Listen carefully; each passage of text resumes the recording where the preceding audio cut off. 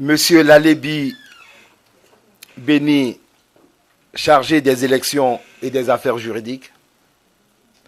Madame Berthelot Monique, chargée de la mobilisation. Madame Azo Viviane, chargée des affaires extérieures. Mesdames et messieurs, les membres des bureaux et sympathisants du Front populaire ivoirien. Mesdames et messieurs, membres d'associations, le CID, la MFIRA, Naïwa, le CIRD, chers frères et sœurs, amis de la Côte d'Ivoire, votre présence dans cet espace, liée injustement à l'incarcération de Laurent Gbagbo à la Cour pénale internationale, nous montre comment Ado compte utiliser le démocrate Laurent Gbagbo pour faire croire à la face du monde que lui, Ado, est un homme juste, sain et irréprochable. Oui, Draman, c'est vrai que c'est beaucoup plus juste. Ce matin, Laurent Gbagbo a été transféré à la Cour pénale internationale et quelques heures seulement ont suffi pour que nous nous retrouvions tous ensemble maintenant afin de déterminer les voies et moyens à suivre pour que son passage dans cette juridiction internationale soit l'occasion de démontrer au monde que Laurent Gbagbo, le père fondateur du multipartisme en Côte d'Ivoire, est en réalité celui qui a imposé et installé la démocratie dans notre chère patrie, la Côte d'Ivoire.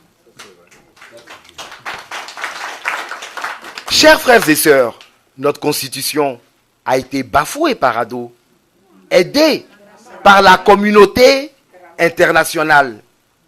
Vous vous rappelez encore que cette même communauté s'est servie des bras armés de l'ONU, de la Licorne et des FRCI pour tuer 3000 Ivoiriens et bombarder la résidence présidentielle afin de capturer notre président reconnu par notre constitution. Comme si cela ne suffisait pas, ils continuent encore leur sale besogne. Pour nous, la situation est troublante, car en réalité, le gouvernement de Laurent Gbagbo, le 18 avril 2003, a reconnu la compétence de la Cour pénale internationale et lui a demandé d'identifier, de poursuivre et de juger les auteurs des crimes commis sur le territoire ivoirien depuis le 19 septembre 2002. Je dis bien le 19 septembre 2002. En effet, dans la nuit du 18 au 19 septembre, la Côte d'Ivoire a connu un coup d'État qui a entraîné la partition du pays en deux et qui a fait plus de 10 000 morts. Nous espérons donc que le président de la Cour pénale internationale diligentera cette enquête à partir de l'origine des violences. Si j'ai volontairement évoqué l'aspect juridique dans cette affaire, c'est aussi et surtout pour mieux faire paraître l'aspect politique.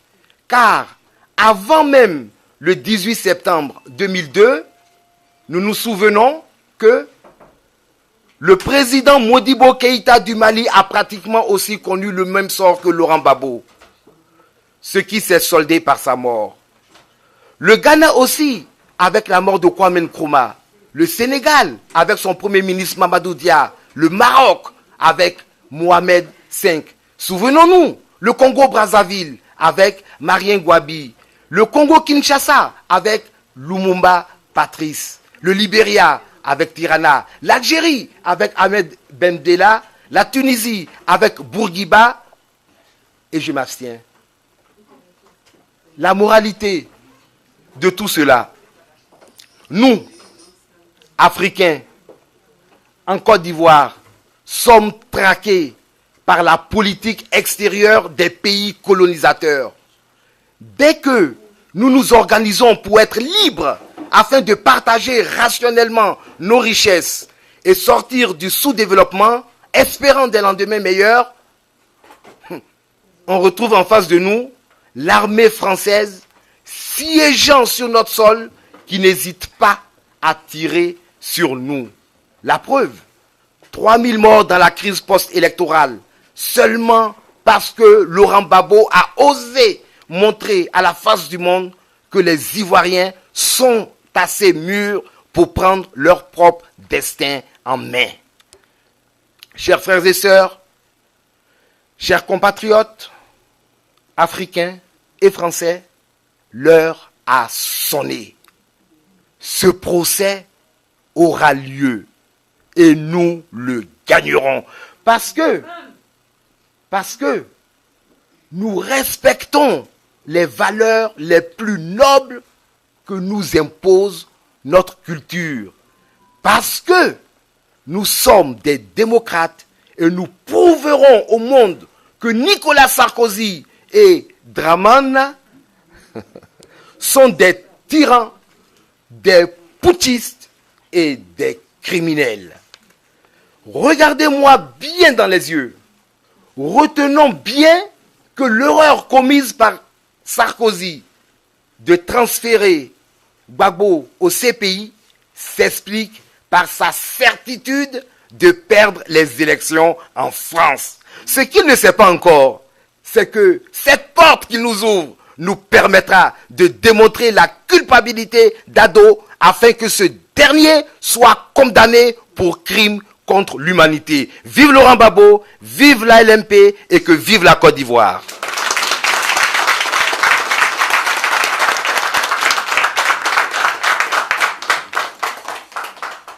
Après un grand discours comme ça, tu es sûr que...